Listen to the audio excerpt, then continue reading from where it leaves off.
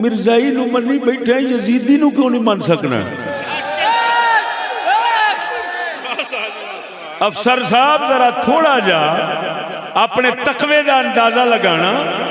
तुस किस दर्जे के परहेजगार लोग जे। अंग्रेजी निजाम यहूदियत जो चलती है मैं उधर नहीं जाना चाहता। मैं सिर्फ दिमागी टून से ही करना चाहना। दसो मिर्जाई तुहाडे मुल्क के आला तरीन अफसर हैं, फौज पुलिस हर ओहदे के अंदर, तो क्या वजह है यजीदी यहाँ नहीं जी सकता, मिर्जाई जीने का हक रखता है? क्यों? ये जवाब तुम पर फर्ज है।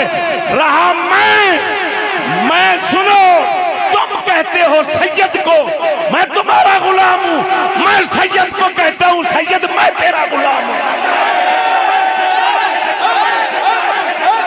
तुसी अंग्रेजों के गुलाम जे, सारी खुदाई जान दी है, तुसी अंग्रेजों के गुलाम जे।